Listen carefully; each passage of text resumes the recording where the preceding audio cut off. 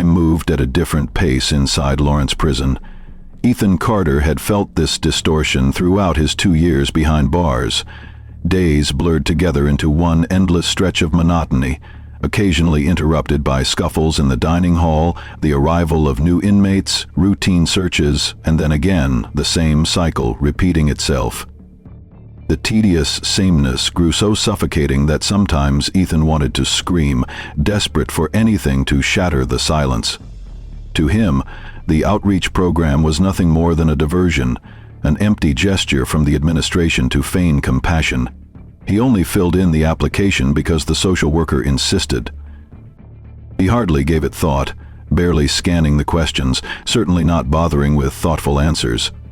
Who would willingly write to a man imprisoned for robbery? The first letter from Sophia arrived on a Wednesday in a plain white envelope. The handwriting was neat but ordinary, offering a simple greeting, a few questions about his life, and a note of friendship. Yet something in those plain words drew Ethan's attention. A sincerity rare within prison walls. I chose you at random from a list, but I don't believe in accidents. Maybe we both just need someone to talk to. I get lonely in this big city too. Ethan read those lines 3 times before deciding to reply. He didn't know what to write. Years in prison had stripped his vocabulary down to slang and prison talk. But for reasons he couldn't quite explain, he spent the evening carefully shaping his response, crossing out sentences, rewriting, weighing each word. Thank you for your letter. I didn't expect anyone would write. Time drags here like a stretched rubber band, so hearing from the outside feels like breathing fresh air. As he wrote, the stiffness softened, and the letters slowly took on a personal tone. Sophia spoke of her work as a graphic designer, her love for old films, and her tiny apartment overlooking a park.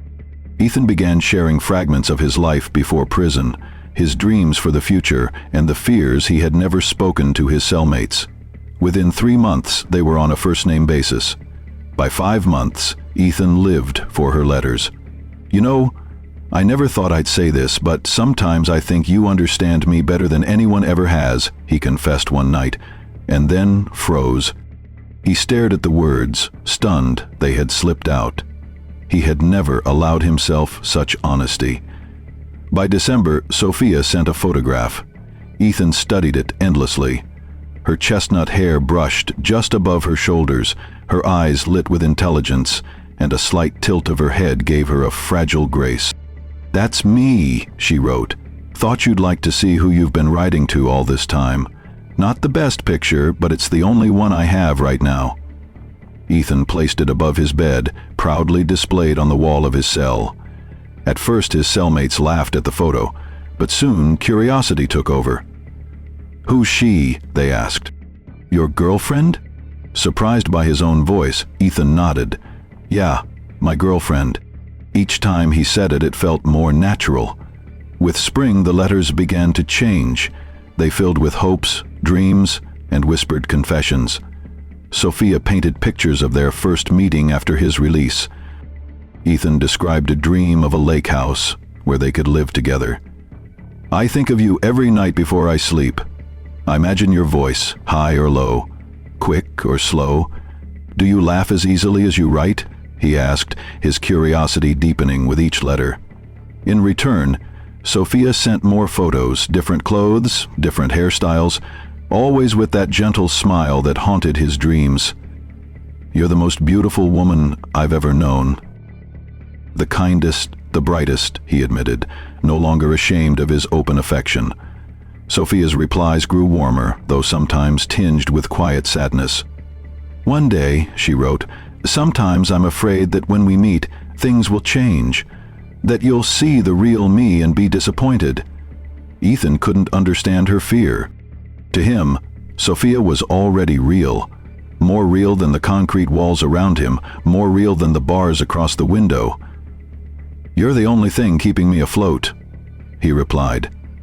Without your letters, I don't know how I'd survive. With every exchange, Ethan's hope grew. It was more than letters. It was a lifeline, a glimpse of the life waiting beyond the prison gates. "I'd have lost my mind long ago if not for her," he admitted. "The truth is, Sophia has never let me down. She knows me better than anyone ever could." By summer, Ethan did the unthinkable. He proposed in a letter he rewrote 7 times. "Will you marry me? I know it sounds insane. I'm here and you're out there, but I need to know we have a future, that we truly have a future." The 2 weeks of waiting nearly broke him. Then her reply came. The envelope was thicker than usual. Inside was a slim silver ring on a chain, and the words he had longed to read. "Yes. 1,000 times yes. I'll wait as long as it takes." Ethan didn't care that the ceremony was nothing more than paperwork, without even a hug. To him, it was more real than any wedding could be. 1 month later, they were married. Their letters grew more intimate. Ethan, no longer hesitant, poured out his longing for the wife he had never touched. Sophia replied with warmth, but steered away from the physical, focusing on feelings, hopes, and the future. "When I get out, I'll kiss you for hours. I'll memorize every inch of you," Ethan wrote one night. "I dream of your voice, your hand in mine. Sometimes I think that alone would be enough." Sophia answered with tenderness, "I dream of the same. But know this, it's not only about the physical. I want our love to mean more, something that endures beyond touch." Then came the unexpected. The prison social worker, noticing their unusual bond, offered to arrange a visit. Inmates with good behavior, especially those married, sometimes earned such privileges. Ethan seized the chance like a drowning man grasping air. Sophia, though, was hesitant. "I'm not sure I'm ready. I want to see you, but it's so hard," she admitted. Ethan couldn't understand.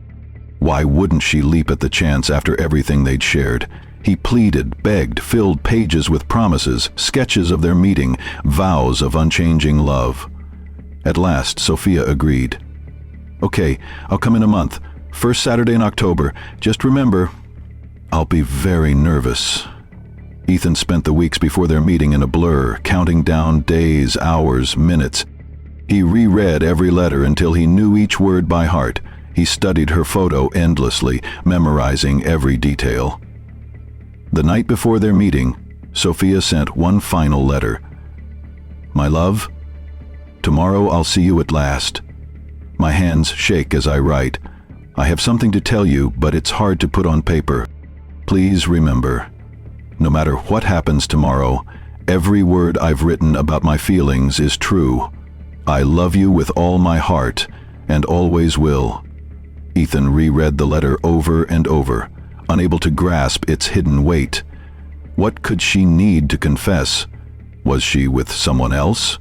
Was she afraid he wouldn't find her attractive? Doubts gnawed at him, but he dismissed them. Nothing could change the way he felt. Sophia was his salvation.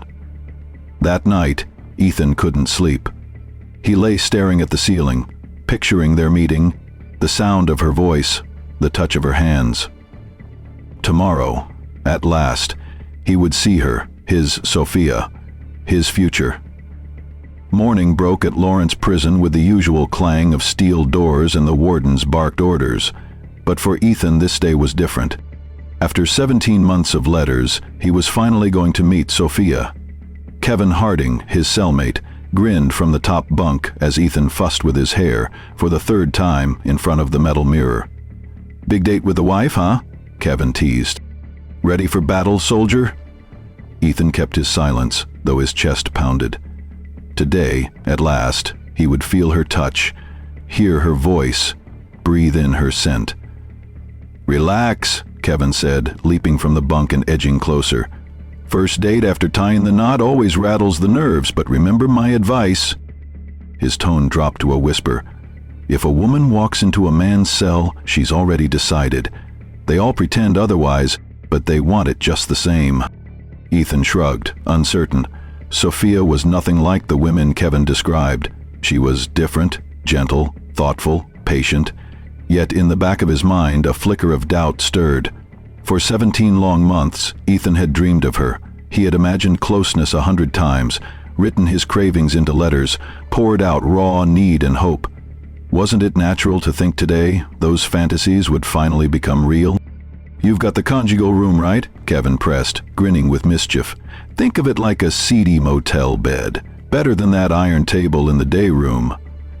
In the dining hall, the morning buzz of voices swelled. Johnny, across from Ethan, cackled loudly, thrusting his hips in a crude pantomime. "Show her who's boss," Carter jeered from another table. Laughter spilling around. "Hell yeah," another added. "After that long without a woman, I wouldn't let her up for air." Ethan tried to smile, to play along. But a knot of tension grew within him. On one side, their words hit true. He craved warmth, intimacy, the feel of skin. On the other, he couldn't bear their first meeting being only that, a frantic release, raw and desperate.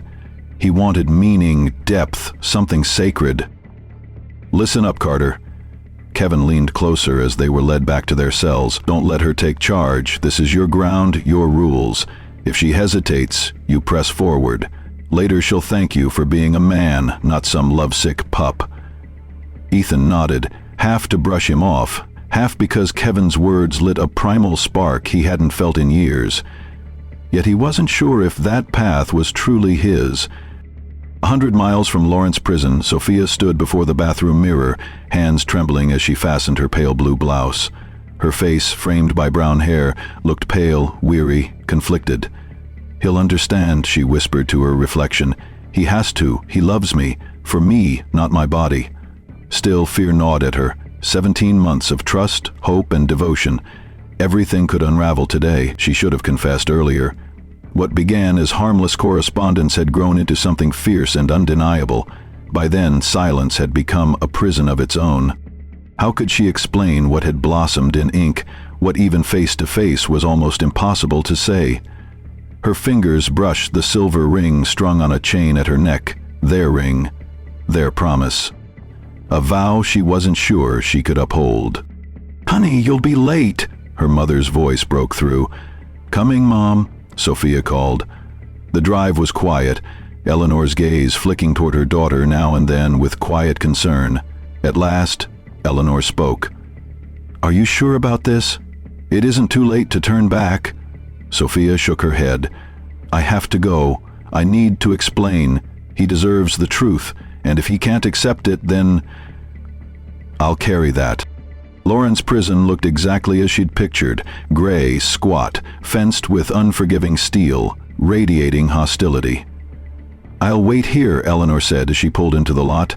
"I love you no matter what happens." Registration was humiliating.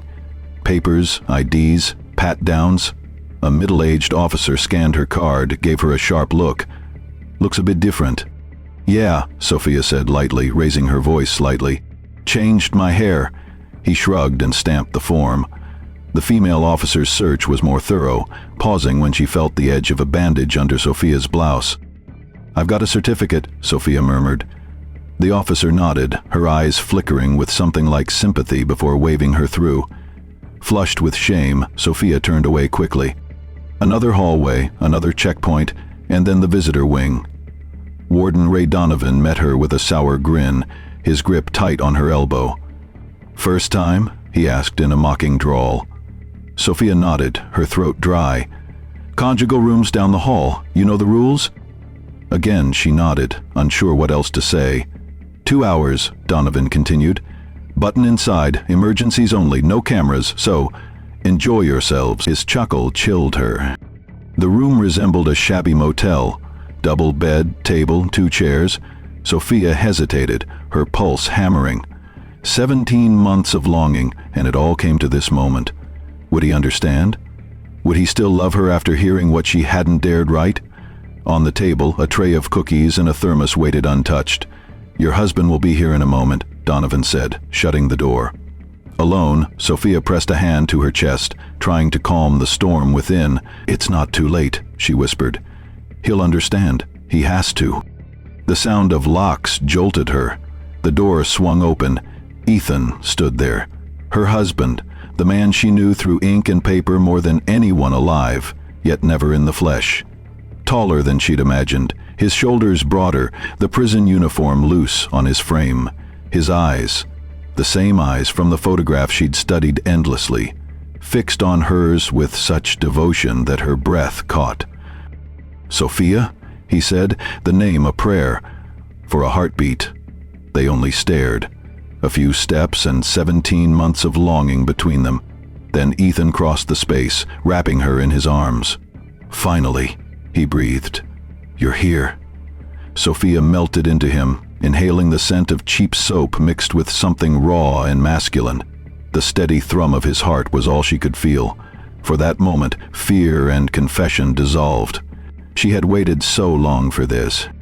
Ethan drew back, eyes soft with wonder. "You're even more beautiful than the pictures." His lips found hers, tentative at first, then urgent, insistent.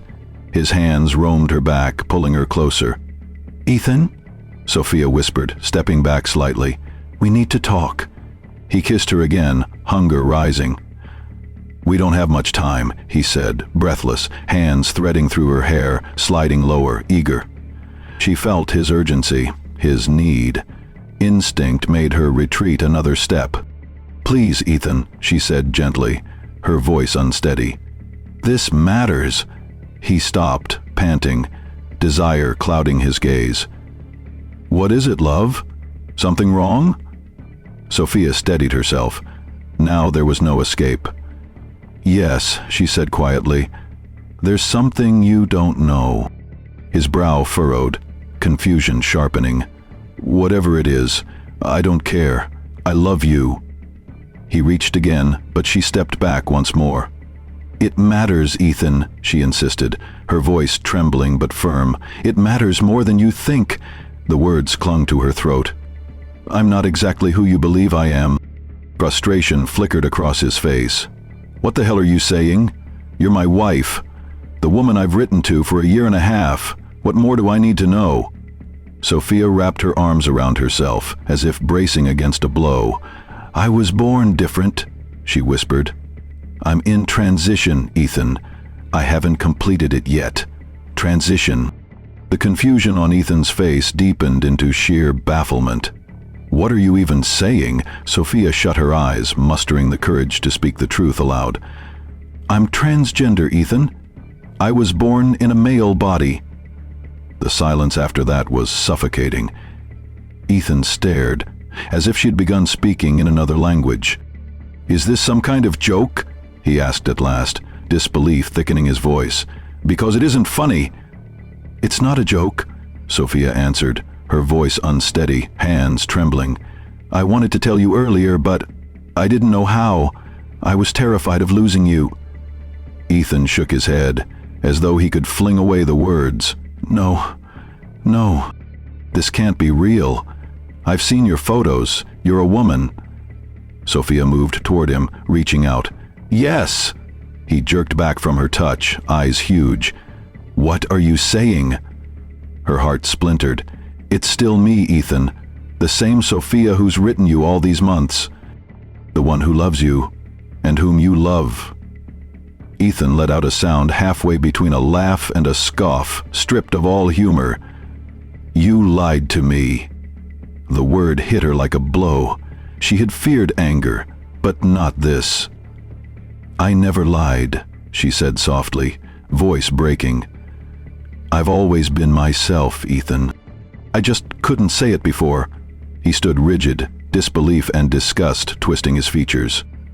"So? You've had surgery," he managed, recoiling further. Sophia nodded, tears flooding her eyes. "Yes, Ethan. I've been on hormones a long time. My breasts developed. My skin changed. My features changed. I had gender confirmation surgery." Ethan backed away, revulsion tightening his face. "I don't even know you now," he muttered.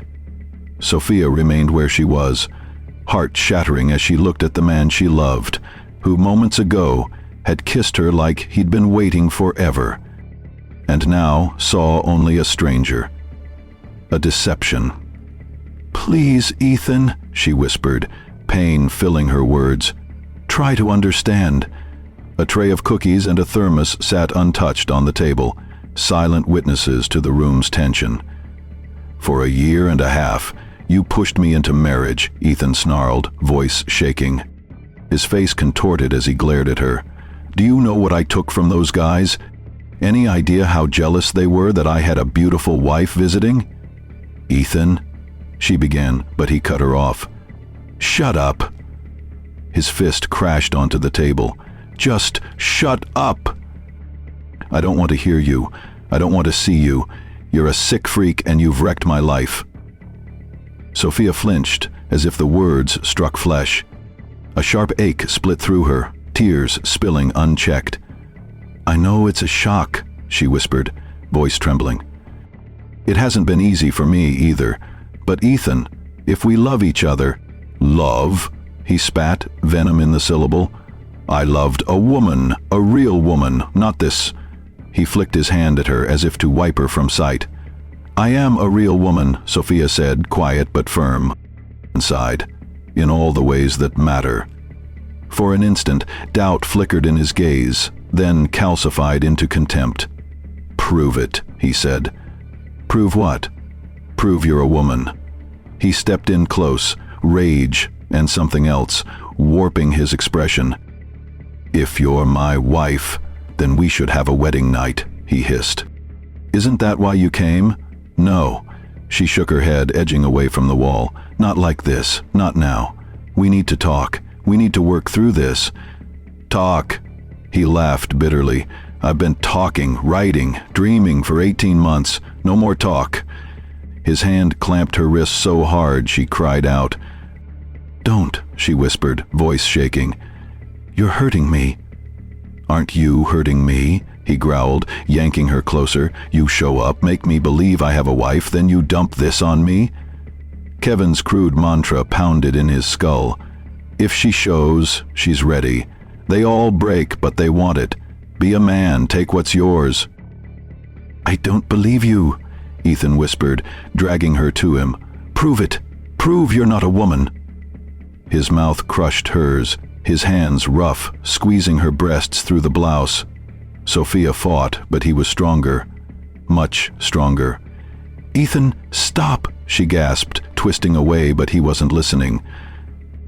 With a hard shove, he threw her onto the bed, his weight pinning her. His knees forced her legs apart. He pressed himself against her. No, she screamed, writhing to break free. Ethan, please, don't. Something in her voice, raw terror, desperate resistance, made him hesitate for a heartbeat.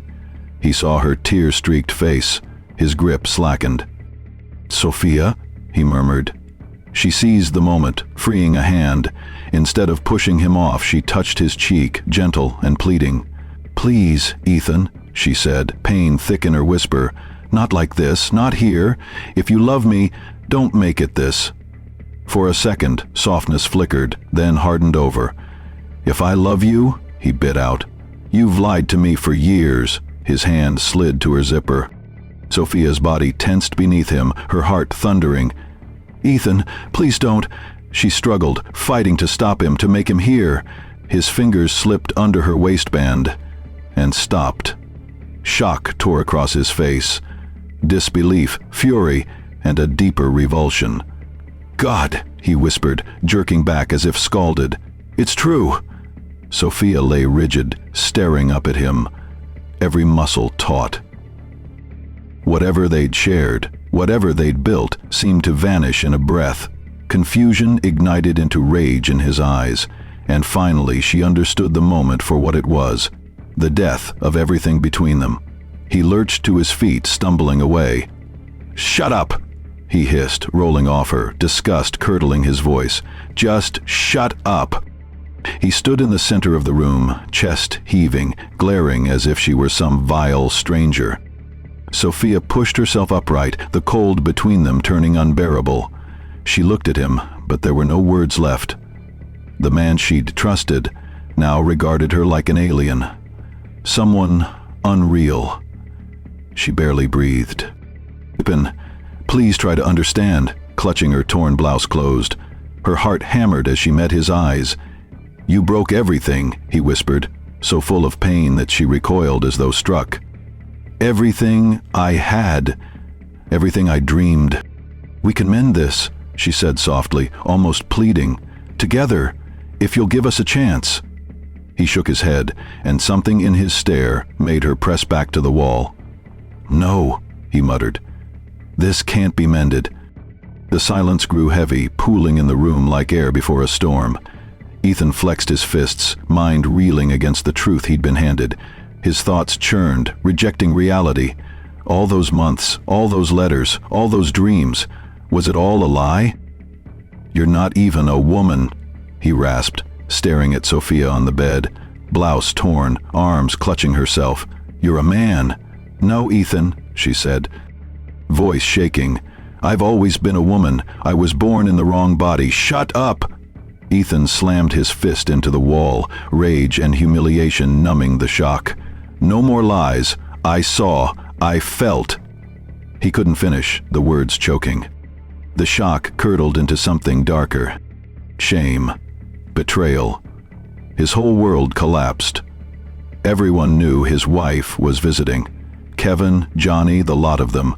They'd envied him, respected him for the beautiful woman waiting.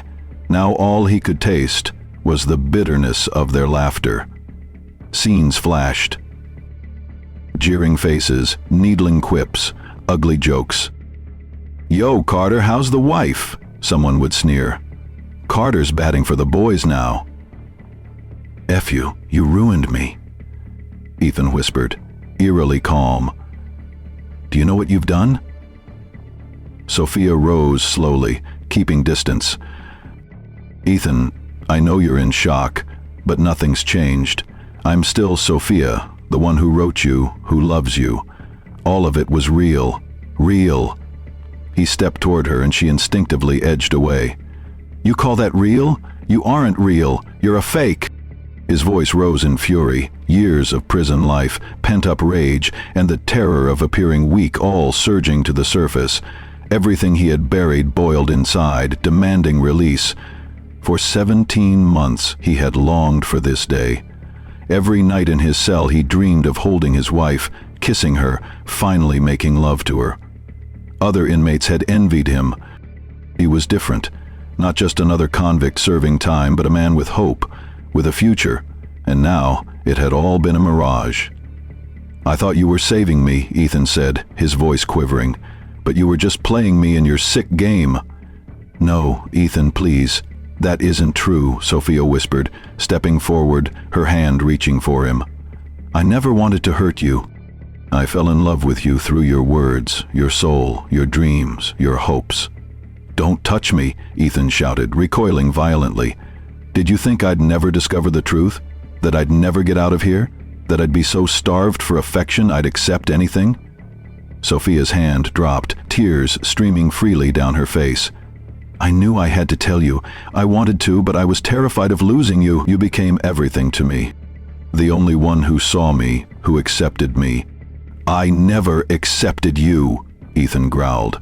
"I never even knew you. If I had, I wouldn't have written a single line." The words hit Sophia harder than any blow. She staggered, heart tearing under the weight of rejection. "Don't say that. After all we've shared, after everything." Ethan laughed bitterly. "What? You lived your life sending me pretty letters and pictures while I rotted in this cage clinging to false hope? You were amused while I was drowning?" "That isn't true," Sophia pleaded, her eyes begging him to listen. "Ethan, I love you. Every word I wrote was true. I'm still me, the same heart, the same thoughts, the same soul." "Just a body," Ethan repeated coldly, his eyes darkened, distant, detached. "To you, it's only a body. To me." He didn't finish. His gaze emptied and Sophia felt the cold spread through her chest. He no longer looked like himself. The man she had written to, the man she had dreamed of, was gone. "Please, let's talk," Sophia said desperately, inching closer. "Ethan, I know you're hurting. I am too, but if we love each other—" "Love?" His eyes pierced through her as if she were invisible. "I loved the woman in the letters, in the photographs, a real woman," and at once Sophia understood. Everything had changed. The man she had loved, the future she had hoped for, was gone forever. Reality crashed over her, drowning her in emptiness. "I'm sorry," she whispered, clutching her torn blouse. "I'm so sorry." Her heart trembled as she reached toward him. "I'm not a freak," she said, voice raw with vulnerability. The words slashed through her like a blade, but she pressed on, desperate to reach him. "Please, don't say that. I know this is a shock. I know you feel betrayed, but we can get through it. In time, you'll see." "I can't," Ethan cut in, his voice suddenly calm, like someone resigning to a truth too heavy to bear. "Where I walk out of here, everyone will know. They'll laugh." Carter, the guy who married a man. He let out a bitter laugh. "I'll be a joke. I won't survive it." "No one has to know," Sophia rushed out, panic edging her words. "This can stay between us. We can end it quietly if you want. I'll vanish from your life. No one else will ever know." Ethan stared at her as if her words hadn't reached him at all. His face twisted with pain, his body rigid with fury. Sophia saw the battle raging inside him. "You destroyed my life," he whispered. And then all of it, the rage, the humiliation, the years of frustration, exploded. He lunged at her before she could react. His hands clamped around her throat with inhuman force, squeezing until she gasped helplessly for air. "You ruined my life!" he bellowed through clenched teeth, tightening with each word. Sophia's nails clawed at his wrists, her eyes wide in terror. She couldn't breathe, her vision swam, weak gasps rattling in her throat. Some faint voice in Ethan screamed that this was madness, that he had to stop, but it was drowned out by anger, shame, despair. Years of confinement and emotional torment had finally erupted. Sophia's struggles weakened. Her body grew slack, her eyes still locked on his, filled not with hatred, but with pain, with love. It enraged him further. How could she still look at him like that? How could she dare to show love when she had deceived him? Time blurred, seconds, minutes. His grip never loosened. Not until her body went limp, her eyes rolling back, her chest still. His own hands began to tremble with exhaustion, and only then did he recoil, staggering away. Sophia crumpled to the floor like a broken doll. Her eyes remained open, fixed on nothing. Dark bruises marred her throat. The truth slammed into him. He had killed her, the woman he had loved, the man who had written the letters, the one whose photographs he kissed each night. "No," he whispered, collapsing beside her. "No, no, no!" His hands hovered above her face, still warm but lifeless. He fumbled for a pulse in the very neck he had crushed, but felt nothing. Shaking her shoulders, he begged. "Sophia," he cried out, voice cracking. "Sophia, wake up, please." But silence answered, the final, brutal silence of truth. He had killed her. He didn't remember hitting the call button, didn't recall the guards rushing in, dragging him from her body, the cuffs snapping on his wrists. Everything blurred. He barely heard Ray Donovan's cold voice. Turns out the wife was a man. Tough break. Then something about press issues and medics confirming asphyxiation. No one reacted, no one was shocked. Murder in prison was routine, and the fact it happened in the visiting room was only an inconvenience. Ethan was shoved into an isolation cell, a bare concrete box with no windows. Here, alone in silence, the truth finally consumed him. He had killed Sophia. The woman he loved, the man who had loved him. Her last words echoed in his skull. "I know you're hurting. I am too. But if we love each other..." He remembered her eyes, full of pain but never hate. She had tried to reach the real Ethan, the man she knew from letters, but he hadn't listened. He had destroyed everything. He had destroyed her, and now there was nothing left but the walls and his guilt.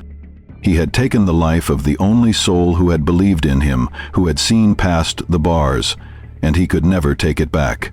The silence in the cell pressed down like a weight. Dreams, hope, love, all gone. What remained was guilt, and the truth that he had murdered Sophia.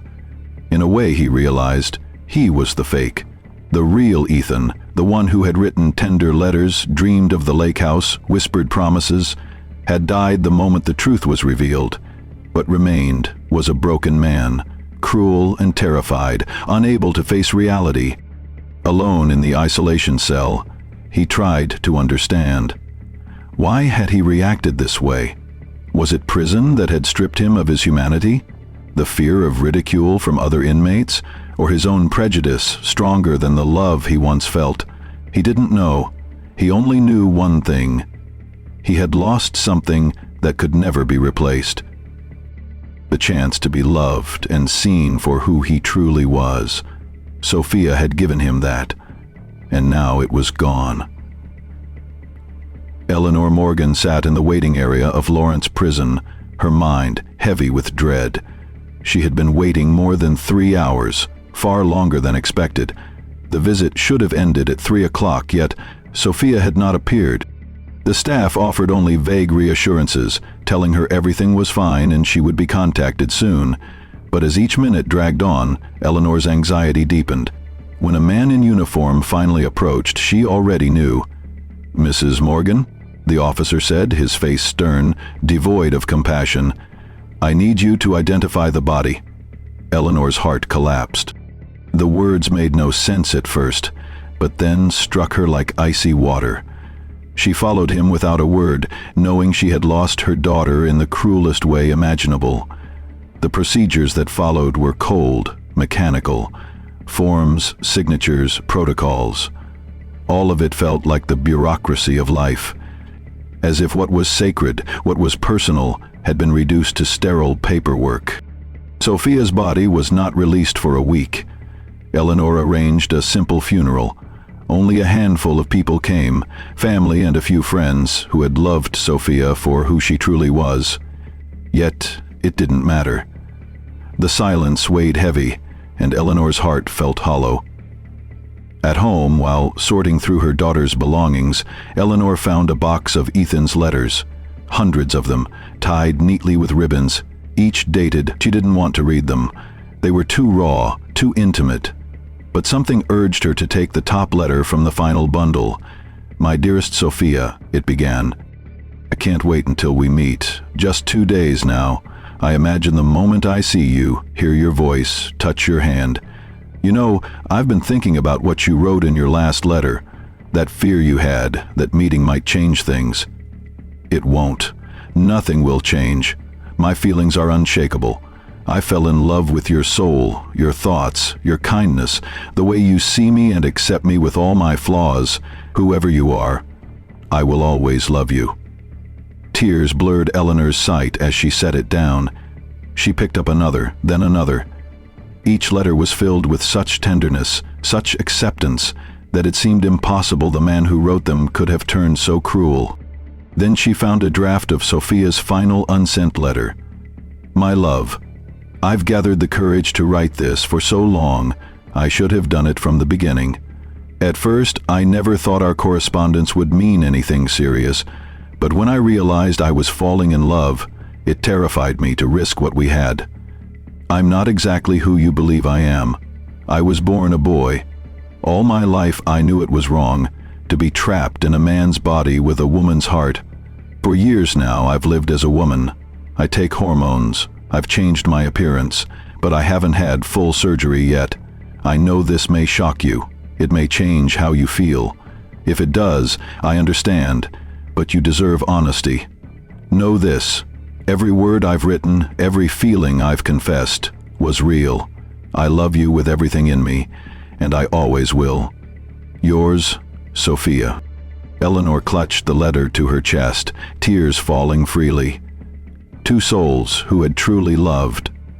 Two people who could have given each other so much, and all of it destroyed in one instant, by fear, by ignorance, by prejudice. She glanced at Sophia's photo on the table. Her daughter smiled at the camera, full of hope for a future that would never arrive. "I'm sorry, sweetheart," Eleanor whispered. "I should have protected you." But she knew no one could have protected Sophia, not from a world too cruel toward those who were different, nor from a love too strong to abandon, even when it carried risks. In a solitary cell at Lawrence Prison, Ethan Carter sat with his back to the cold wall. In his hands was the last picture of Sophia, the only thing left of her. The man who had once dreamed of a future with her, a future that now seemed impossibly far away, was drowning in guilt. He had destroyed everything. He had destroyed her. As the prison walls closed in, Ethan felt the crushing weight of truth. There was no escape, no way to undo what he had done. Minute after minute he could think only of the life that might have been, one that would never be. He squeezed his eyes shut, but Sophia's face remained, her kind, understanding eyes haunting him, a reminder of the woman he had lost. He stared at her smiling photo, unable to comprehend how love so pure and genuine could twist so quickly into hatred and violence. No answer came, only silence, and the cruel truth that some things can never be repaired. Some wounds are too deep, and once certain illusions are shattered, hope itself dies. Turning the photograph over, he saw the handwriting he knew so well. Love you just the way you are. Forever yours, Sophia. Ethan closed his eyes. Too late.